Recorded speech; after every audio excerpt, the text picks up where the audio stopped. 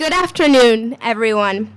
We've just walked out of the Franklin County Circuit Court where a hearing took place to determine whether we, Kentucky students, will get a chance to have our voices heard in court. While we don't know how the court will rule yet, what we do know is this. Students across the Commonwealth are not getting the education our Constitution promises, and we deserve to be heard. Last month, the state asked the court to dismiss our case before any evidence could even be considered. They argued that we are blaming the wrong people, that students and educators should fix Kentucky's education crises, not policymakers who are responsible for it. Let us be clear. Kentucky students will not be dismissed. We know where the blame belongs. After all, the General Assembly controls the education budget. They failed to fully fund school transportation since 2004. They've offered $0 for textbooks and professional development since 2018. Teacher pay has dropped 20% when adjusted for inflation, and SEEK funding is down 26% since 2008. We see the consequences in our classrooms every day. As young people who spend 35 hours a week in Kentucky classrooms, we don't just see these consequences, we live them. And so do the hard-working educators, administrators, and classified employees who are tasked with cleaning up the mess given to them by the state. When SB 150, a bill that limits what schools can teach about human sexuality and gender identity, was enacted in 2023, my school district responded by banning over 100 books. With these legislative initiatives setting forth a culture of fear and silence in our Kentucky schools, is it any wonder that Kentucky teachers are reluctant to teach relevant political and social topics viewed as controversial? How are we supposed to grow into informed citizens when teachers aren't allowed to touch on civic topics that directly affect us as Kentucky students? Countless times, I've had to witness my social studies teachers avoid explaining the depth of political issues in order to maintain stances of neutrality. When people's identities are erased from curriculums, when diversity is undermined in our classrooms, and when current political events are viewed as controversial, our students suffer. But this isn't about politics or blame. It's about the constitutional rights of students in every county in Kentucky. And today, we made this clear in court.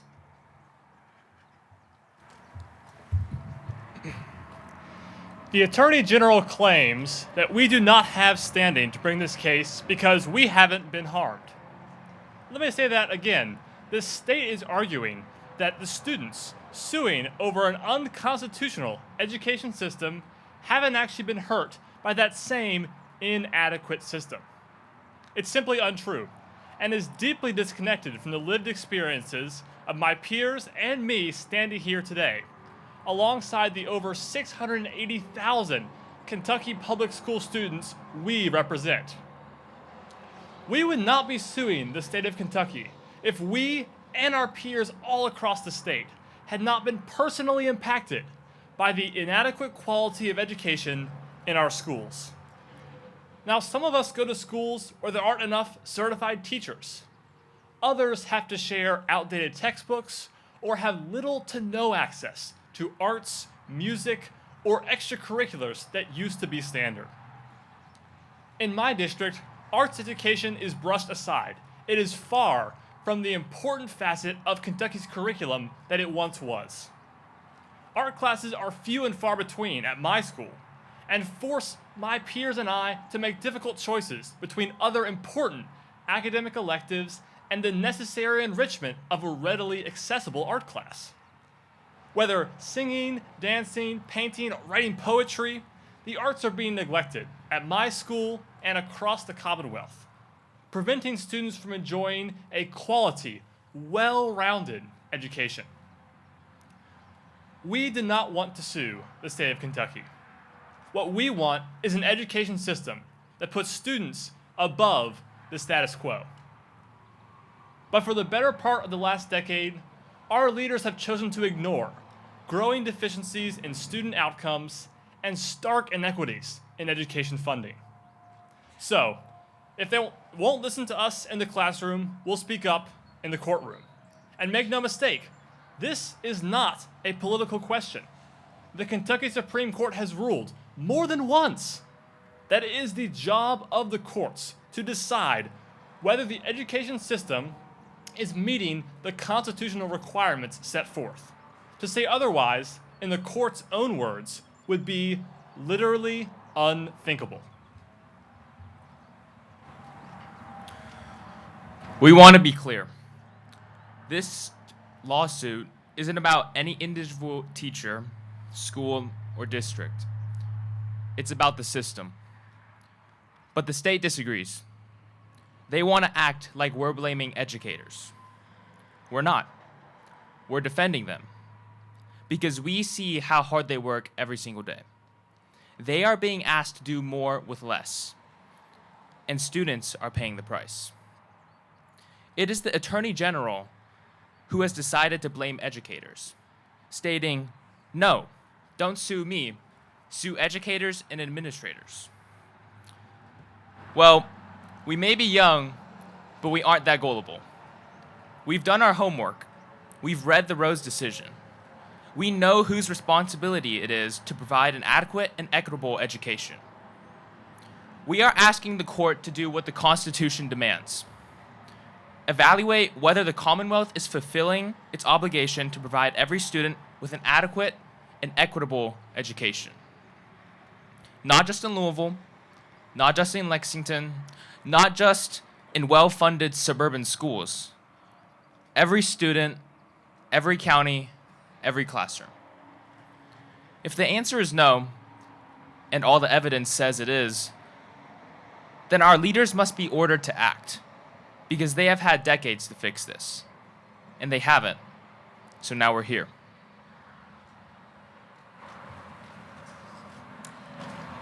Whether or not the court allows this case to move forward, the Rose Revival campaign is far from over. We launched this lawsuit because students were being left out of the conversation about our own education. We're continuing it because the voices we're hearing across the state are telling us one thing. People in Kentucky are ready for change. We'll keep posting forums. We'll keep testifying. We'll keep raising awareness about the 7 Rose capacities. They are the fundamental building blocks about what an adequate education really means. Those capacities are oral and written communication, civic knowledge, economic understanding, wellness, the arts, preparation for work, and academic rigor. Right now, too many students across the state of Kentucky are being denied their constitutional rights. Our leaders have a choice to make. Continue to ignore the glaring issues in our public schools that are threatening to destroy them, or use this once-in-a-generation opportunity to make lasting change for the betterment of Kentucky students for generations to come.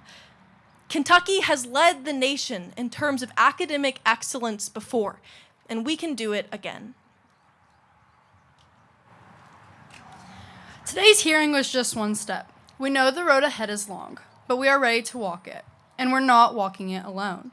We are joined here today by an intergenerational coalition of parents, students, educators, and community members who are committed to reviving Rose. And they know just as well as we do that the promise of the Rose decision is still alive. But it won't be fulfilled by courtrooms alone. It requires people, students, families, educators, communities standing up and speaking out. If you're listening to this, know that this case is not just about the plaintiffs listed in our complaint. It's about all of us, because a right is only as strong as our willingness to defend it. We believe Kentucky can be a national leader again. just like it was after the original Rose ruling, but only if we're brave enough to demand more. So we're asking you to join us on our journey to revive Rose. We will be traveling the state, hosting hearings like the one on civic education we held last month in Lexington. In these hearings, we will be collecting input from Kentuckians about the change they want to see in their education system and discussing how we can work together to make this change happen. A lawsuit is only successful if the public is willing to fight for the changes we are suing for. We've heard loud and clear that the inequities uncovered in our research are worth going to bat for, and we need you to join us. So thank you for being here, for showing up, and for helping us make sure that Kentucky is a national leader in education once more.